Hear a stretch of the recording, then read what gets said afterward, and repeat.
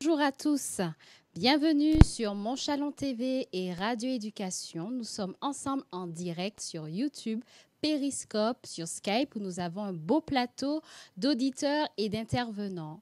Aujourd'hui, nous sommes le samedi 15 juin 2019 et nous allons encore ensemble aborder un thème explosif. Nous allons voir ensemble la différence entre éduquer et programmer. Voilà une question qu'on ne se pose pas souvent et pourtant on le devrait. Hier, j'étais avec une de mes tantes et une de mes cousines et je leur ai posé la question de savoir quelle est la différence entre éduquer et programmer. Il s'en est suivi un silence. Pour les aider, je leur ai dit, si on mettait un enfant parmi nous, souhaiterions-nous l'éduquer ou le programmer? Elles m'ont dit l'éduquer, bien sûr. On programme un ordinateur, on programme une machine, on programme un robot, mais un humain, un enfant, on va l'éduquer.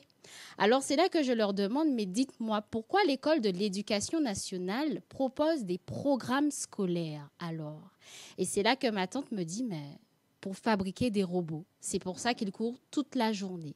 Donc, vous voyez effectivement tout l'intérêt de ce thème aujourd'hui, car il y a une grande confusion entre éduquer et programmer. C'est sur ce point que Luc Bimaille va clarifier avec nous ensemble, définir qu'est-ce que la programmation, qu'est-ce que l'éducation, et je pense qu'ensemble, nous allons diagnostiquer si nous avons été éduqués ou peut-être programmés. Donc, pour introduire l'analyse, nous avons un support vidéo qu'on vous passe et on retrouve juste après Luc Bimaille pour introduire le sujet. Qui prend le dessus. C'est amusant parce que vous parlez très souvent de ce naturalisme, de cette résurgence d'ensauvagement également, mais finalement, on a l'impression également que, vous évoquiez tout à l'heure l'instinct de puissance de l'Occident, des populations occidentales, on a l'impression que finalement c'est un peu paradoxal quelque part, puisque on pourrait se dire également que c'est précisément cet instinct de puissance qui s'est délité au fil des dernières années, au fil de l'évolution de nos sociétés, avec ce sans-frontiérisme que vous venez d'évoquer. Et on comprend assez mal dans ce cas pourquoi vous déplorez autant cette espèce de retour à la nature que vous décrivez extrêmement violemment, mais pas pour ses atours positifs, pour ses atours d'instinct de vie, j'allais dire, avant même d'instinct de puissance. Alors, l'instinct, c'est en chacun d'entre eux. Mais la civilisation, c'est une domestication des instincts. Hein, c'est une sorte de digue que l'on pose face aux instincts, parce que si vous laissez l'instinct libre de toute contrainte, vous renvoyez l'homme à sa condition de sauvage, voilà, à sa condition. Il faudrait peut-être distinguer une forme de débestialisation d'une domestication. Domestication, l'homme n'est jamais débestialisé. La nature de l'homme ne change pas. Donc tout ce que vous pouvez faire, c'est avec la culture, avec la civilisation, canaliser cette violence, cette bestialité qui est dans l'homme.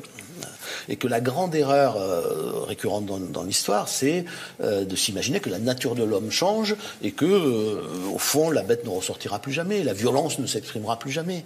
Or, ça n'est pas vrai. C'est-à-dire que chaque fois que vous détruisez ce qu'il y a de civilisé dans l'homme, chaque fois que vous affaiblissez la civilisation, chaque fois que vous déchirez une société, que vous la divisez, eh bien, c'est la violence qui ressort. Et la société, elle recherche les conditions, à rétablir les conditions de son existence par la violence, et même très souvent par la violence sanglante. Je ne reviens pas sur les thèses de René Girard, mais qui sont intéressantes parce que il exhume quelque chose à tout le monde, encore une fois. Et c'est un très grand plaisir, comme toujours, de passer ces moments avec vous. Donc, de là où vous nous écoutez.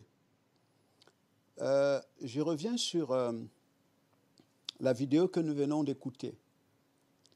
Il y a deux éléments qui ont été soulignés par l'orateur qui s'exprime et que certainement beaucoup de vous qui nous écoutez connaissez très bien.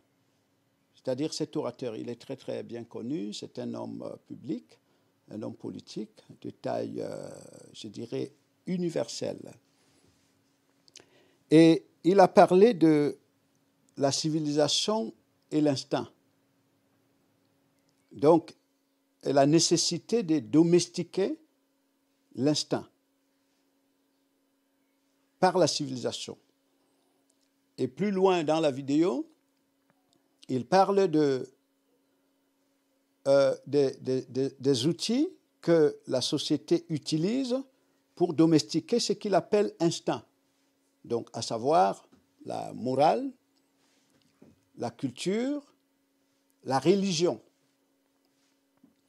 Donc, nous avons là le même individu qu'on répartit en deux dimensions. Il y a l'instinct. Cet instinct qui semble être l'individu lui-même. Et donc, il faut domestiquer. En créant au-dessus de l'instinct un programme, un logiciel. Et ce logiciel, c'est la société qui le crée. C'est à partir de là que le terme, entre guillemets, la société va parler de l'éducation.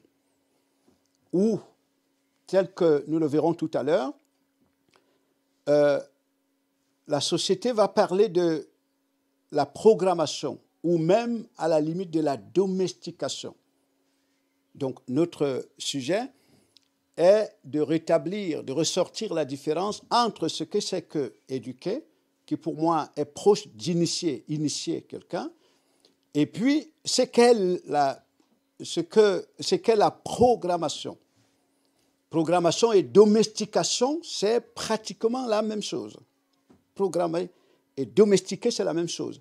Parce que lorsqu'un ingénieur, par exemple, met sur pied un logiciel, ce logiciel, c'est un assemblage, un ensemble d'éléments, d'informations qui restent la propriété de l'ingénieur. Il est capable d'infiltrer ce programme à distance, à des milliers de kilomètres à distance. Il le fait fonctionner comme il veut. D'ailleurs, c'est souvent l'ingénieur qui vous donne la notice. Dans cette notice est contenu les éléments d'information pour vous aider à comprendre comment fonctionne le système. Et qui est-ce qui établit la notice? C'est l'ingénieur qui conçoit le système. Et nous le voyons actuellement dans la guerre industrielle, dans la guerre commerciale. Lorsque quelqu'un fabrique un téléphone, et que toi, tu l'utilises, ce téléphone peut être un outil qu'il utilise pour t'espionner. C'est-à-dire qu'à des milliers de kilomètres, l'individu est avec toi. Il t'infiltre, il infiltre ton espace de fonctionnement. Tu n'as plus rien d'intime. Il t'écoute, il t'observe à partir du téléphone qui est un logiciel. Qui est un logiciel qu'il a mis sur pied pour te contrôler.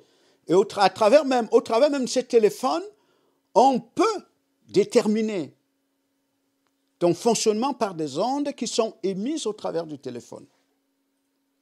Vous voyez, on peut déterminer. Donc, ce téléphone, c'est un programme qui est mis sur pied. C'est juste pour comprendre, en fait, qu'est-ce que c'est que programmer et pourquoi on doit programmer. Voilà. Et donc,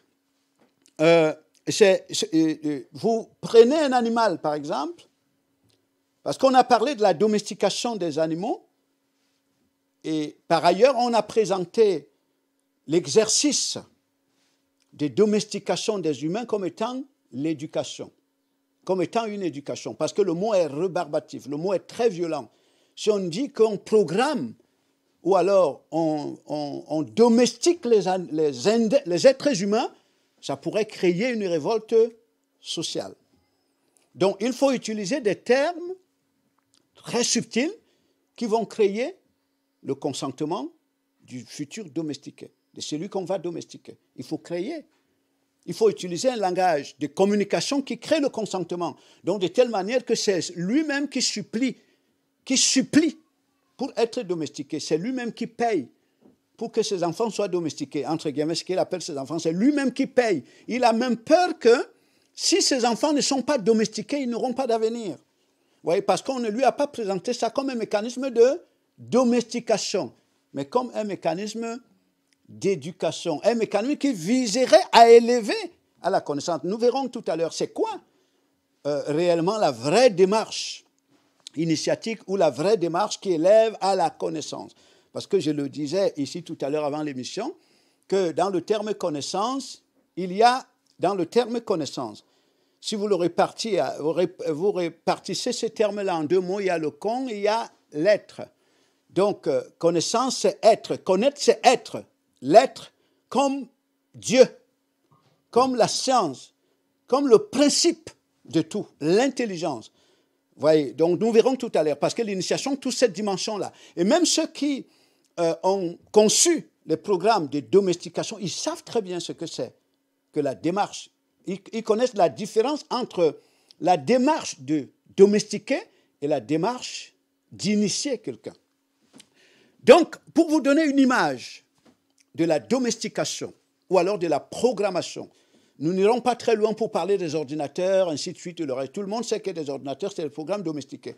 Mais en même temps, la plupart des temps, tout le monde est convaincu qu'il n'est pas comme un ordinateur, il n'est pas comme un téléphone, il n'est pas comme une voiture. Vous voyez, très bien, parce que lui, il s'appelle Jean et l'ordinateur a un autre nom, par exemple. Voilà, parce que lui, il bouge et puis l'ordinateur, lui, ne bouge pas. Comme quelqu'un disait à la dame que vous aviez vu dans le documentaire « Tout est énergie », tout est atome, pardon. Le monsieur auquel la dame parlait, en lui montrant qu'il n'est pas différent d'une tasse de café, il n'est pas différent d'une chaise, le monsieur lui dit « Mais écoute, quand même, moi j'ai le ressenti. Mais je ressens la souffrance, mais la tasse de café ne ressent pas la souffrance, ou la cafetière ne ressent pas la souffrance. » Donc, il y a ces éléments qui donnent l'impression au programme humain ou à l'humain domestiqué qu'il est différent de l'autre. Alors, pour comprendre ce que dit notre ami, M. Guénaud, donc, il y a l'instinct qu'il faut domestiquer. En créant là-dedans un programme qu'il appelle la civilisation. Il ne faut pas détruire la civilisation. Quand on dit on civilise un individu, ça veut dire qu'il y a des normes que la société a définies, a pensées. Et puis ces normes-là, il faudrait les introduire dans l'individu. Donc, ce sont ces normes compilées sous forme d'informations qui sont des codes sociaux qui vont être la racine de l'identité de l'individu. Donc, de cette sorte que quand cet individu dit « moi », ça renvoie à ce programme social. Ce programme est créé par la société lui-même, est mis en application. C'est ça aussi qui est en rapport avec les programmes scolaires. Les programmes scolaires, c'est-à-dire la société crée des individus qu'elle veut, selon les objectifs qu'elle a à atteindre. Donc, vous prenez un animal de son environnement naturel. Cet animal et la nature, c'est la même chose. La nature, c'est une force importante. Je dis la nature comme un esprit, comme un être vivant. Si vous ne voyez pas la nature comme les arbres, comme la terre et le reste, si vous voyez la nature dans sa dimension réelle, c'est pour ça qu'un animal qui sort de l'environnement naturel, c'est une force incroyable, une puissance importante, une force de la nature, si vous voulez, comme on dit très souvent. C'est la projection de la nature.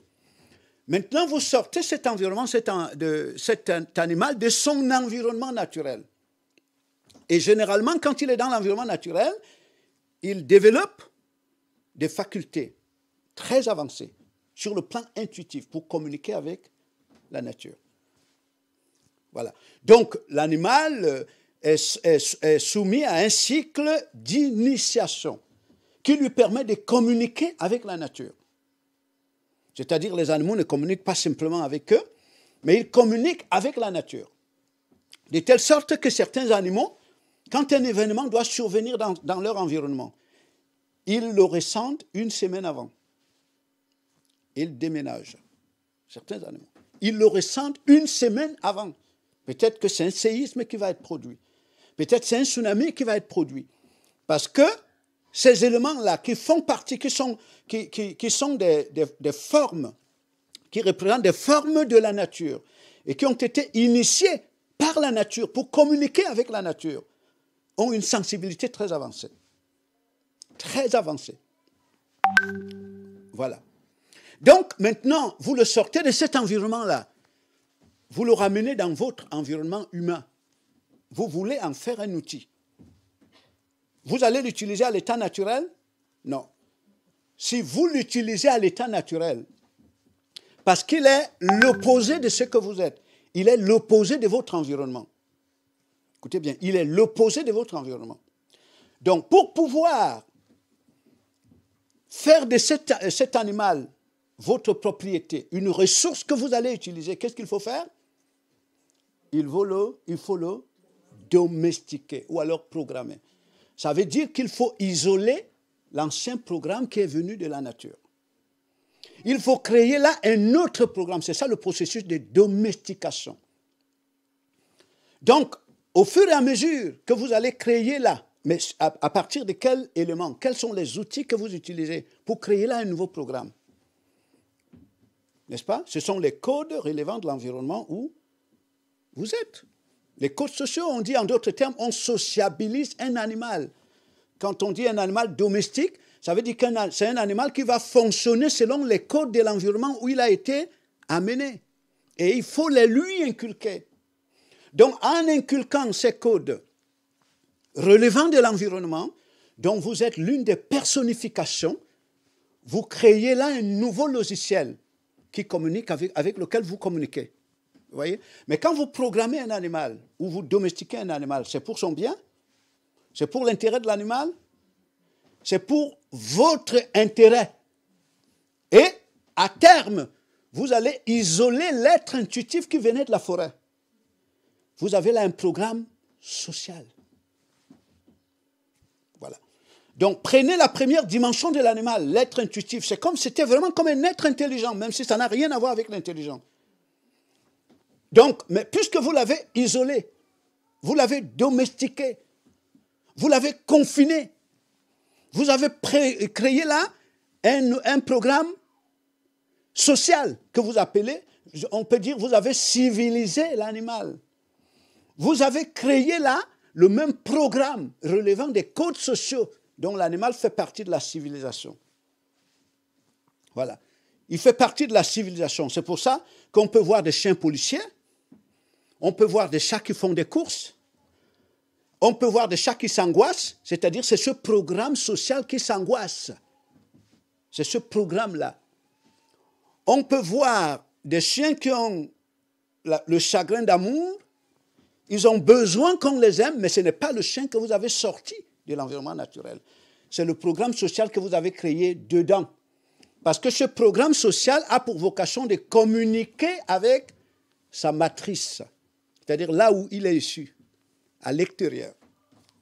Donc, ce sont les mêmes méthodes qui ont été mises sur pied par les ingénieurs sociétaux pour programmer les êtres humains. Mais le problème, c'est que si on leur dit que le cycle dans lequel ils sont soumis, c'est le cycle de programmation, est-ce que les gens vont accepter d'être programmés?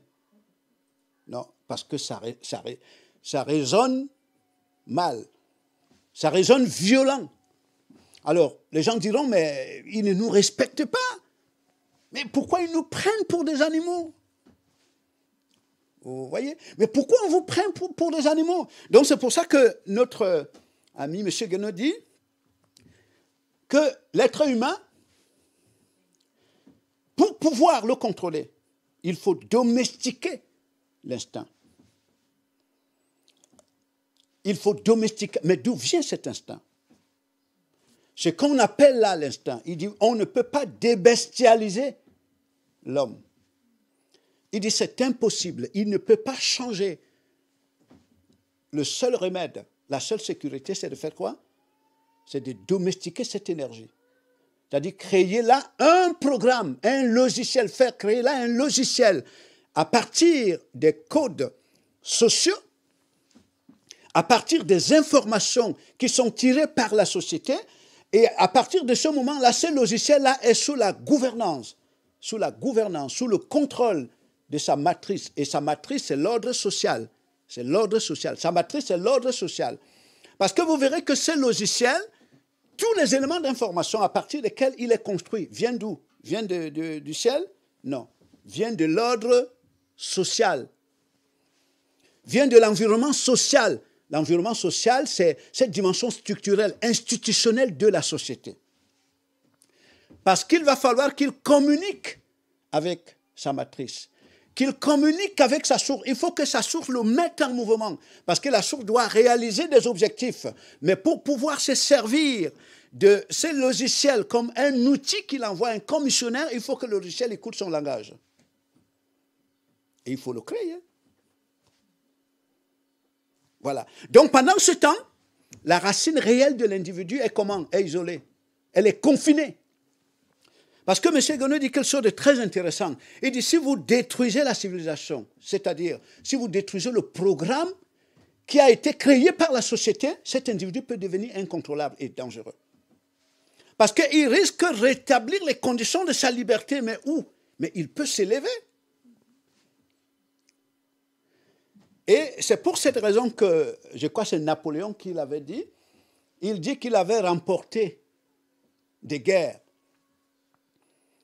Il avait remporté des guerres et il se réjouissait du fait qu'il avait remporté des guerres. Mais il dit la plus grande guerre qu'il a remportée, c'est le code moral, le code civil. Parce que le code moral, justement, c'est cet ensemble de codes, de normes établis par la société à partir desquels on va programmer les individus. Parce que ces individus-là, que l'autre qualifie d'instinct, la racine génétique de cet individu. Si l'individu se découvre à partir de cette racine génétique qui est la matrice, il est plus dangereux, plus puissant qu'un océan. Vous pouvez contenir l'océan, mais pas contenir un individu pareil. Vous voyez ce que je veux vous dire, c'est ça. Bon, c'est ça qui va être la différence, qui va faire la différence. Parce que de l'autre côté, quand on parle de l'initiation, nous allons y rentrer tout à l'heure. Parce que c'est montrer à quelqu'un la démarche qui l'amène justement à construire le vrai lui. Mais nous restons davantage au niveau de la programmation. Donc, programmer, c'est créer un mécanisme de contrôle, un mécanisme de gouvernance, un mécanisme de domestication des énergies qui peuvent s'avérer dangereuses, qui peuvent s'avérer incontrôlables. Comment pouvez-vous contrôler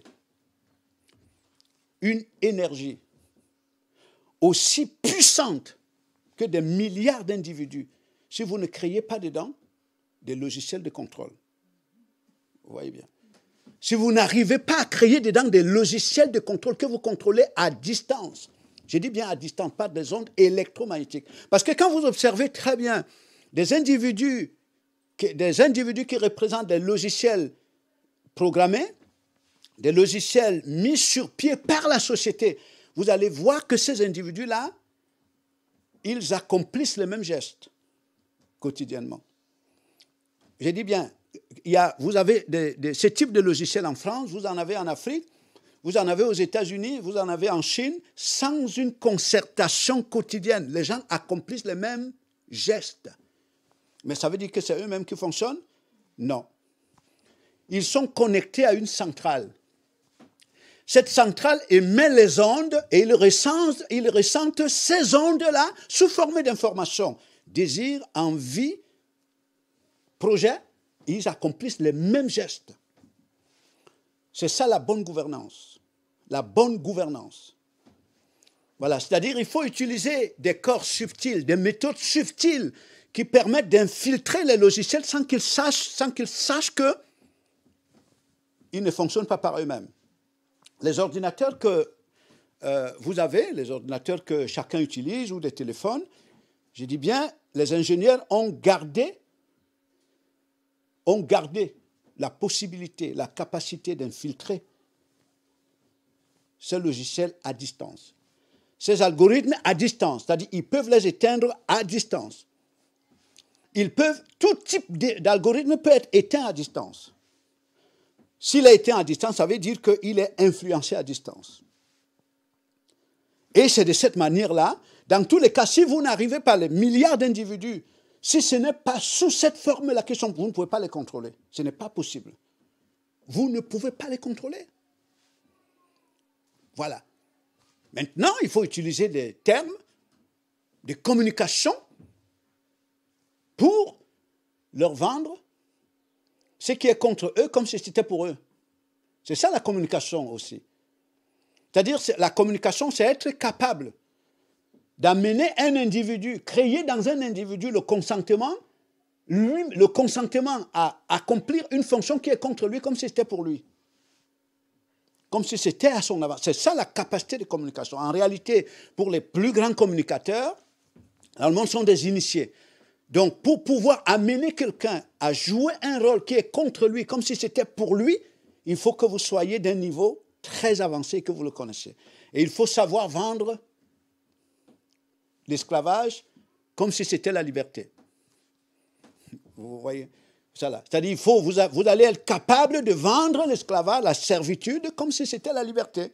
Vous allez être capable de vendre la programmation, la domestication, comme si c'était l'éducation. Oui, comme si c'était l'éducation.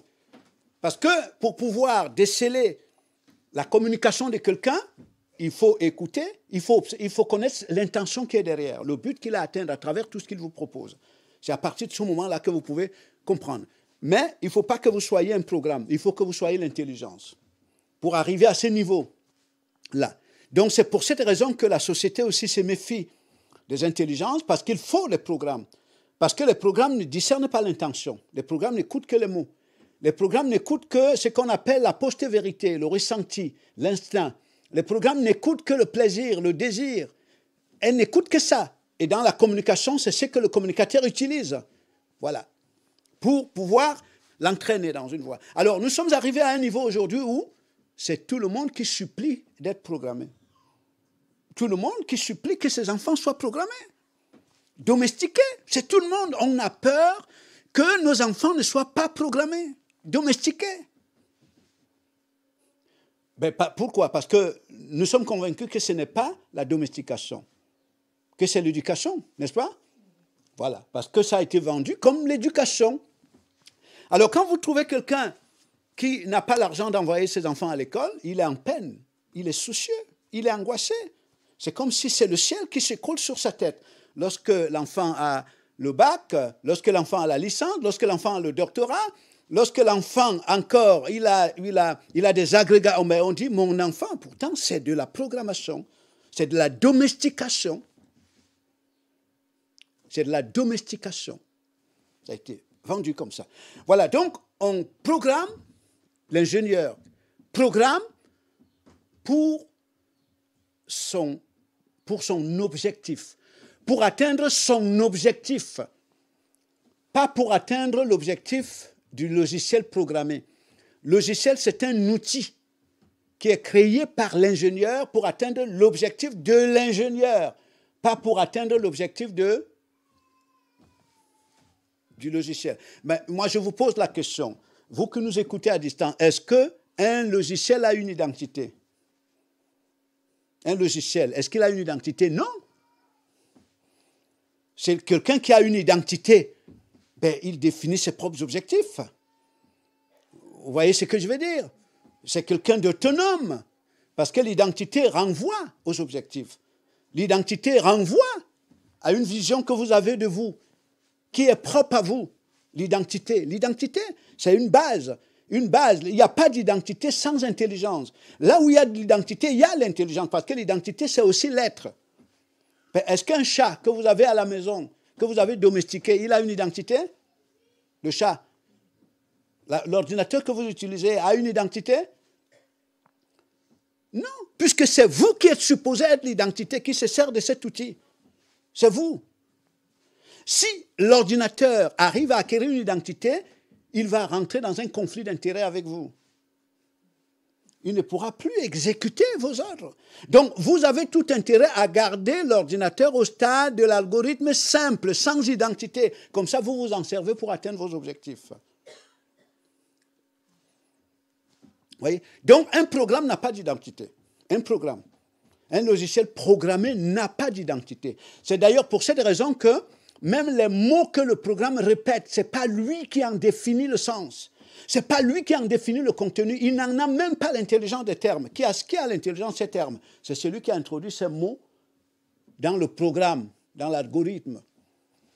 C'est pour cette raison que ces derniers temps, à tous les niveaux, quand je pose la question à quelqu'un qui est les gens ne savent pas. C'est-à-dire que quelqu'un va répéter, bon, je m'appelle Barbier Jean-Marc. Et c'est quoi Barbier Jean-Marc? Mais c'est Barbier.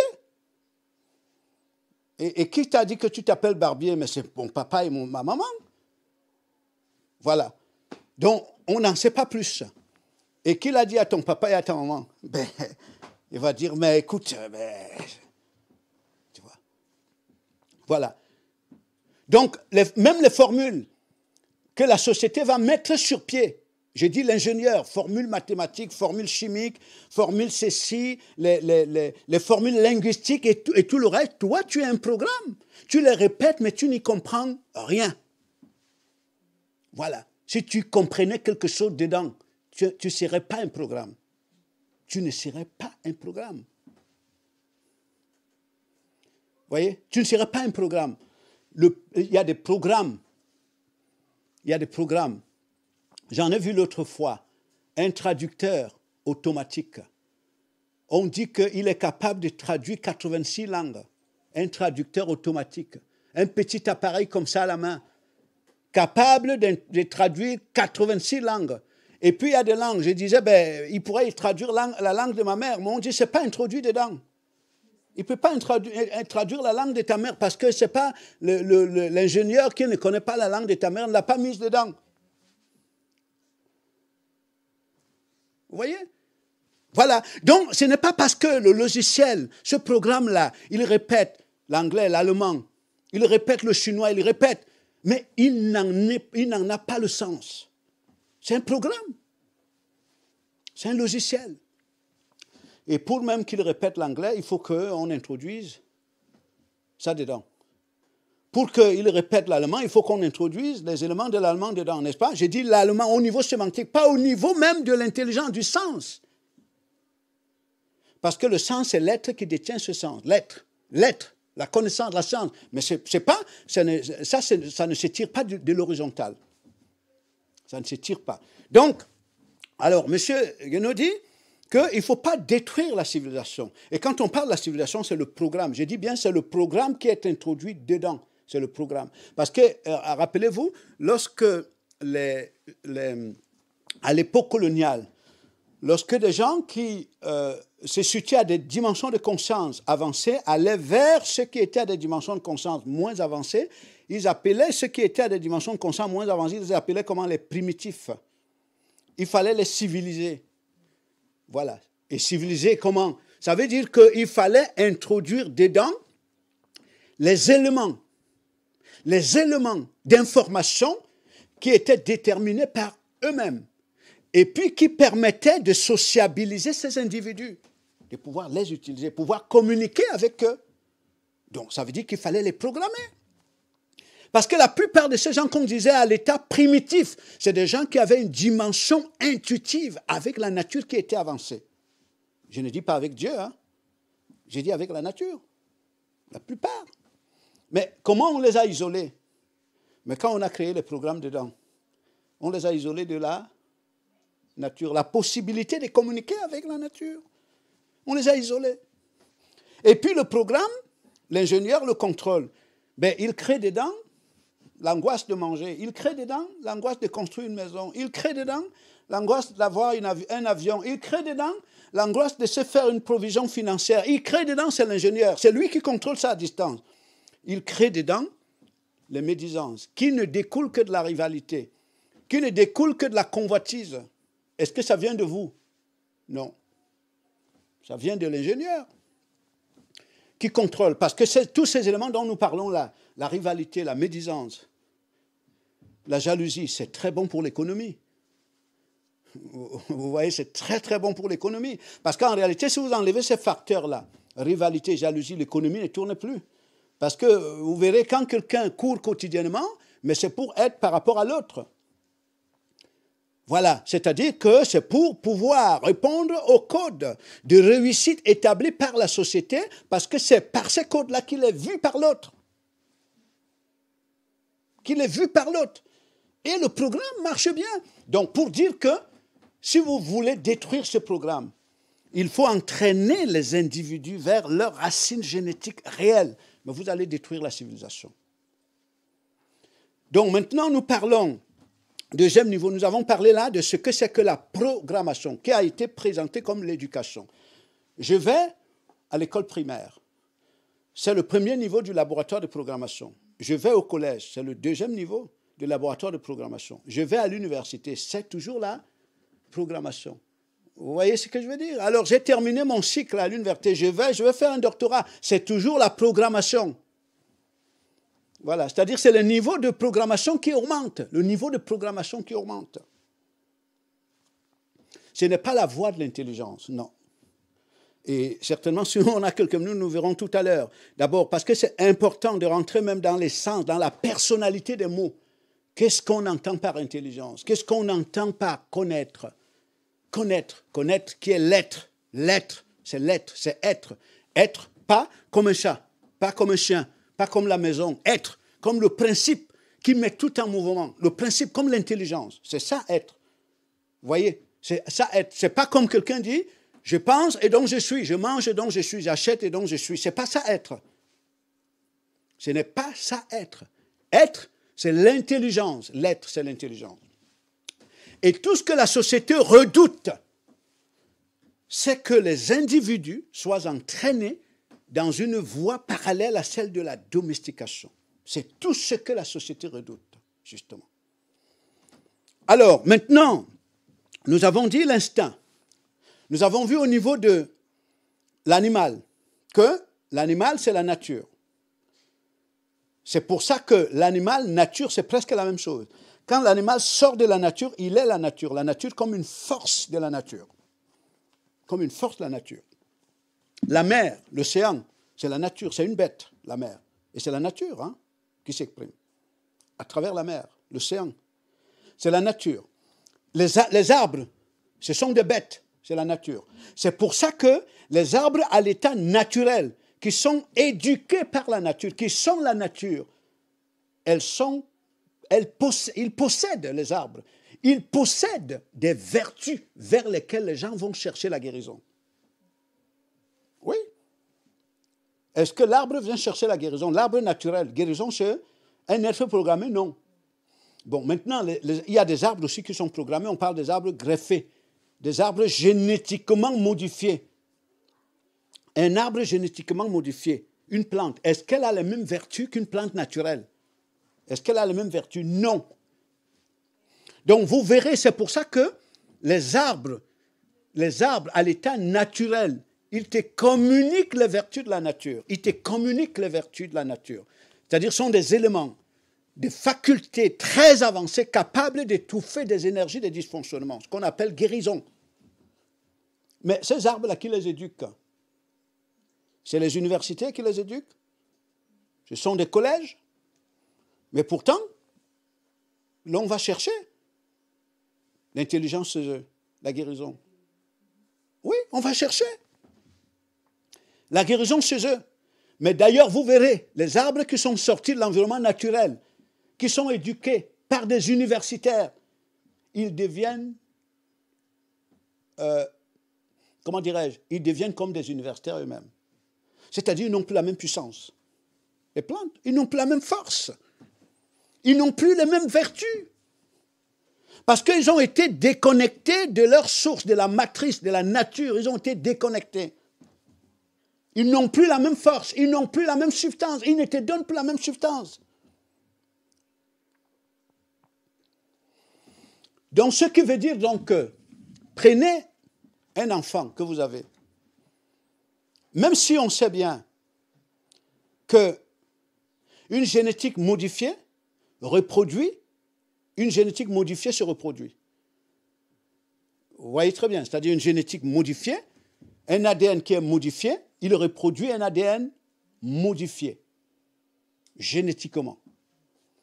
C'est ainsi que lorsque vous prenez des animaux que vous nourrissez, par exemple, aux OGM, qui sont domestiqués totalement, ils ne peuvent pas reproduire des animaux qui ressemblent aux animaux qui sont dans la forêt, dans la nature, non.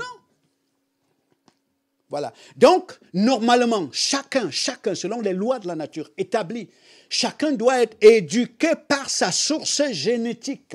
Chacun, sa source génétique. Maintenant, on dit, un individu qui rentre là, ce que le monsieur appelle l'instinct, il a une source génétique qui est la matrice, une source génétique qui est la matrice.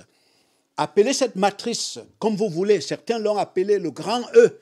c'est quand certains l'appellent Dieu, mais qui ne renvoie pas au Créateur, à l'intelligence, mais qui renvoie en réalité à cette source-là qui est en mouvement au travers de tout. Certains ont dit le E égale MC au carré.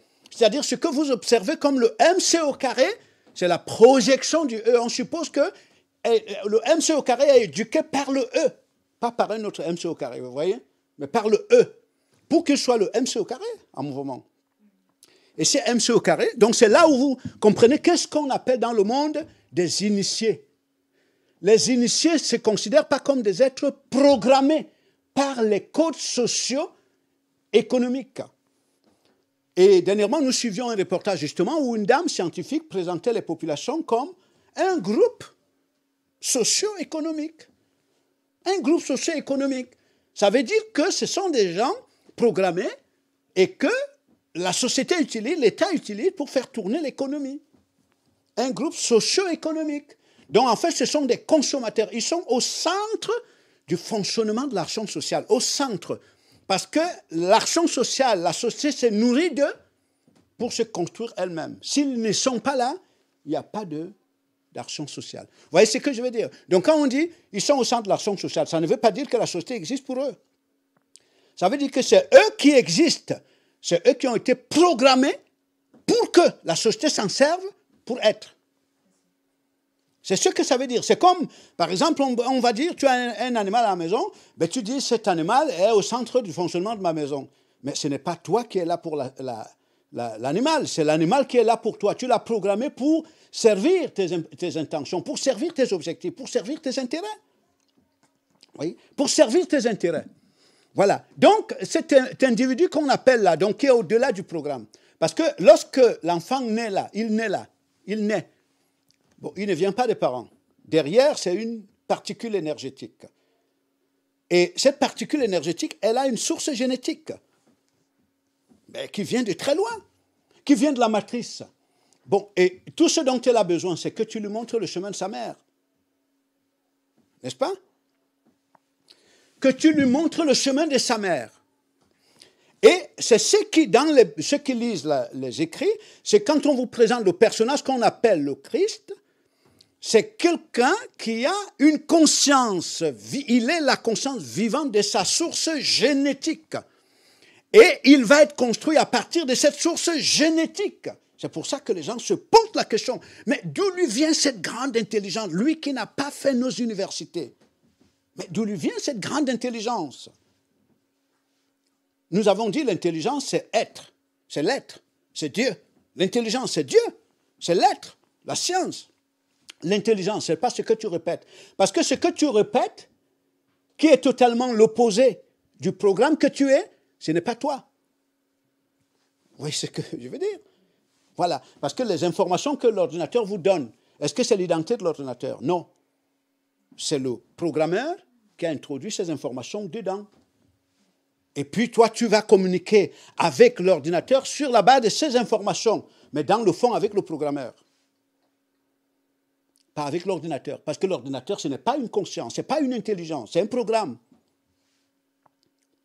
Vous voyez? Donc, là, quand on dit donc initié, ou bien éduqué, parce que dans la définition philosophique d'éduquer, vous verrez, ça veut dire, le mot dérive du grec ancien. Donc on te dit, ça veut dire mener hors, entraîner hors de. C'est bien ce que M. Guénon décrivait là tout à l'heure. C'est-à-dire que je vous ai analysé, que vous sortez un animal de l'environnement naturel, dont votre but, c'est de le déconnecter de sa mère. Donc il faut créer là un autre programme. Or là, nous disons bien l'individu qui a une source génétique verticale. Il faut simplement élever sa conscience à partir de cette source. Donc cet individu va développer ce qui va faire la base de sa personnalité. Ce sont des facultés qui viennent de sa source génétique, de sa source génétique.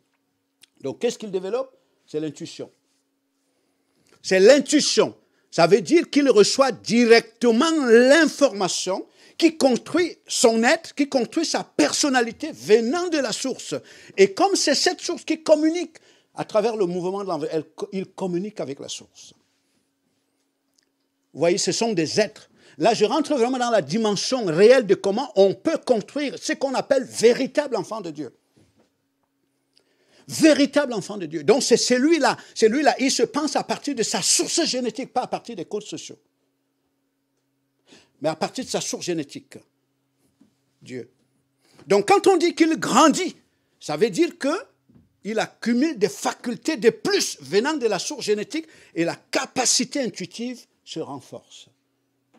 Il ne va pas chercher l'information sur les réseaux sociaux. Il ne va pas chercher l'information dans les journaux. Il ne va pas faire chercher l'information à la télé. Il la cherché où? Dans sa source génétique. Parce qu'en fait, l'information qui est sur les réseaux sociaux, dans les livres, dans les journaux, c'est une information frélatée. C'est une information discursive. C'est-à-dire que c'est une information qui est modélisée. Voilà. Elle est pensée pour garder le programme dans son état de programme. On ne donne pas au programme une information brute venant de la matrice. Il faut la modéliser. C'est pour ça qu'il y a des salles de rédaction. On ne sert pas au programme que représente la population l'information brute. Il faut s'asseoir sur le plateau, sur les salles de rédaction. Donc les salles de rédaction sont dépendantes des objectifs de l'État, n'est-ce pas? Donc il faut modéliser l'information pour la rendre conforme aux objectifs de gouvernance de l'État, pour servir, pour entretenir les programmes. Pour entretenir les programmes. Donc éduquer, c'est d'amener la souche, j'ai dit bien la souche, l'individu qui a une racine génétique. C'est sa matrice. Si tu viens du Créateur, c'est là ta source génétique. Donc, c'est lui faire trouver la voie, développer en lui, par la manière d'être, par la manière de régir les événements au quotidien, procréer en lui les éléments d'information qui lui permettent de grandir dans la conscience par rapport à sa source. Alors, qui peut contrôler un tel individu? Mais rien. Parce qu'il est plus puissant que l'univers, que l'ordre cosmique. Puisque c'est sa source génétique qui détermine le mouvement de l'ordre cosmique. C'est sa source, c'est ça l'intelligence, c'est ça être. Donc un tel individu, il n'est pas étourdi. Voilà. Il n'a pas peur des mots. Il ne va pas dans les dictionnaires pour aller comprendre le sens des mots. Parce que normalement, tout le sens des mots est déterminé par l'intuition, par la source qui s'exprime. Tout le sens, parce que c'est pour ça que les mots, ce sont des éléments vivants. Comme les événements sont des éléments vivants. Les éléments sont porteurs de messages, porteurs du langage. Ils ne viennent pas d'eux-mêmes. Mais il faut être l'intuition au niveau avancé. Et le rôle des gouvernants, c'est de tuer l'intuition. Mais je dis même l'intuition dans la dimension, au niveau de la nature. J'ai dit même au niveau de la matrice, c'est de tuer l'intuition. Quand l'individu n'a pas de capacité intuitive lui permettant de communiquer, j'ai dit même avec la matrice cosmique, vous savez, ce qui le fait fonctionner quotidiennement, qui ressemble à l'intuition, ce sont les ondes que la société émet. Voilà, ce sont les charges que la société crée dans son esprit. C'est la société qui crée avec lui. Il s'angoisse jour et nuit. Il est inquiet jour et nuit. Il est soucieux jour et nuit. Mais posez-lui la question, où est la source de ses inquiétudes? Vous verrez que la source de ses inquiétudes relève de son désir, de sa passion, de se conformer aux codes sociaux. Donc ça aussi, c'est un indicateur qui révèle que tu ne viens pas, même si tu es une particule de la matrice, tu ne viens pas directement de la matrice. Tu viens de l'environnement social qui lui est organisé par des dieux, par des gens qui se voient comme des dieux, qui sont là. Donc c'est ça, cette manière. Donc, c'est lui qui est conscient de sa source génétique. Tu ne peux pas le programmer, tu ne peux pas le domestiquer. Ce n'est pas possible. Tu ne peux pas le programmer. Parce que lui, il sait, il a le sens des mots, il a l'intelligence des mots, il sait ce que c'est que éduquer et domestiquer. Il sait. Et il sait ce que c'est que l'intelligence et la programmation. Parce que la science, c'est l'être. La science, c'est l'être. Et c'est lui qui développe des facultés intuitives à partir de l'être. Il est la science. Il est la science. Il comprend. Il a le sens de tous les mouvements des événements qui sont là. Et il peut prédire, parce qu'il voit ce qui arrive. Ils voient le chemin que l'environnement apprend. Ce sont ces gens-là qu'on appelait, on dit que c'est des voyants, des prophètes, c'est des gens qui avaient des facultés intuitives avancées. Mais pour les tuer dans les animaux humains, j'ai dit bien pour les tuer dans les animaux humains, il faut que la société de consommation devienne puissante.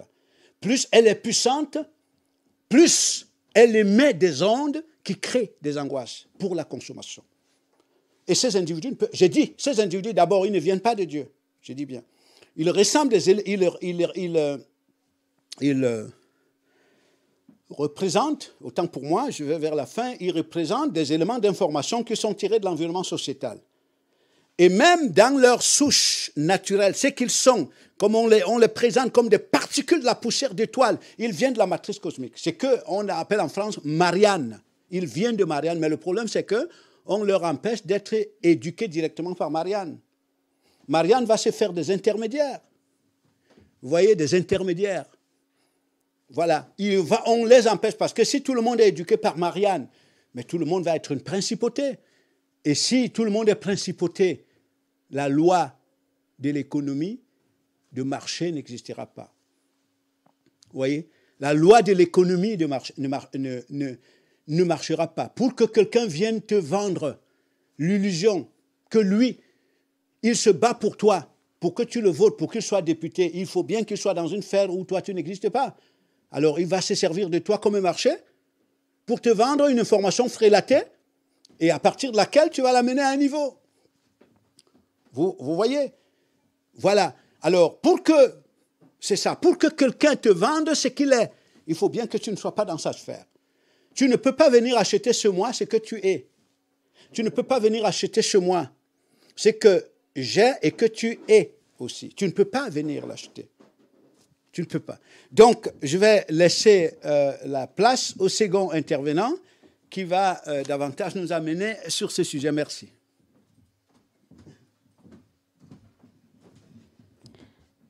Merci beaucoup Luc Bimaille pour vraiment cet étayement, cette clarification quant à la définition de l'éducation, de la programmation et comprendre lorsque dans la société on parle d'éducation, la réelle intention est la programmation, la domestication de l'instinct animal humain qui pourrait devenir une force.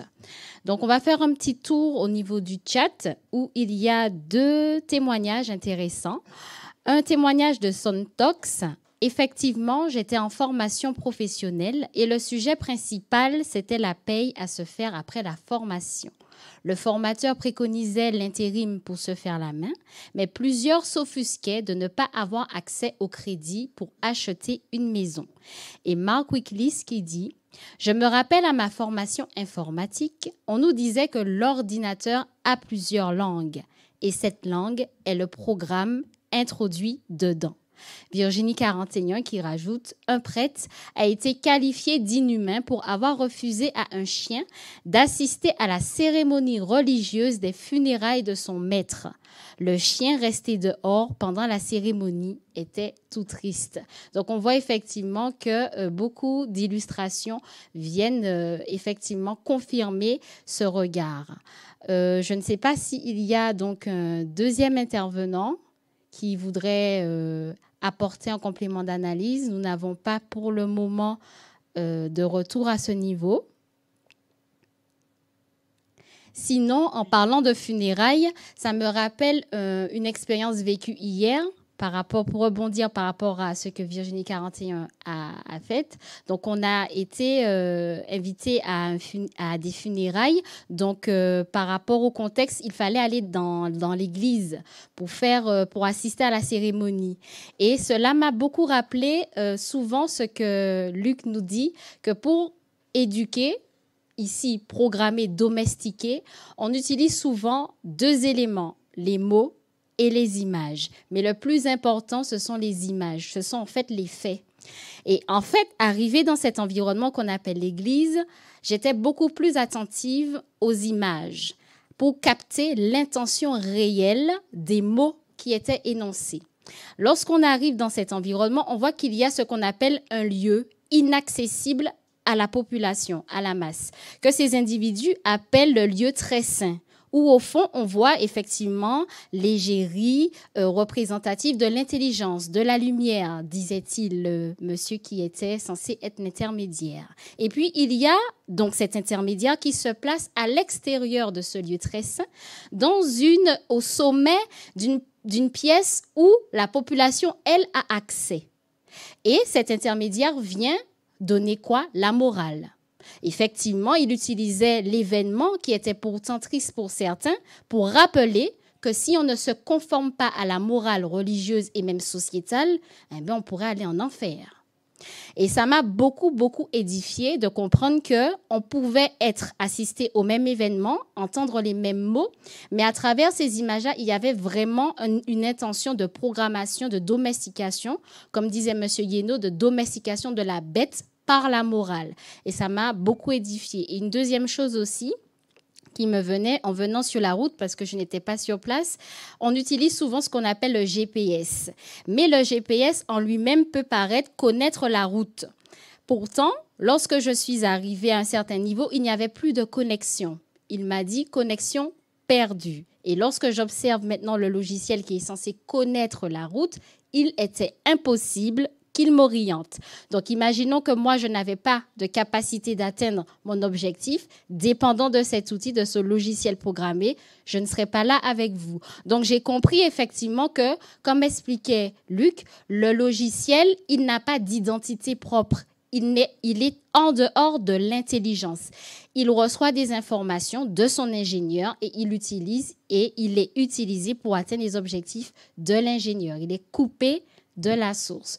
Donc, voilà ce que je pourrais un petit peu partager en attendant peut-être qu'il y ait des intervenants, mais qu'on nous signale qu'il n'y en a pas. En tout cas, on va vous remercier tous, tous ceux qui sont fidèles tous les samedis et en dehors des événements que nous avons sur YouTube, les moments d'échange quotidiens que nous avons. Vous savez aussi que vous pouvez venir aussi sur place ici à Montchalon. Nous avons vraiment une plateforme où nous sommes disposés à vous accueillir pour aller plus loin dans les échanges et entrer vraiment dans l'intelligence, la profondeur des mots que vous entendez en direct.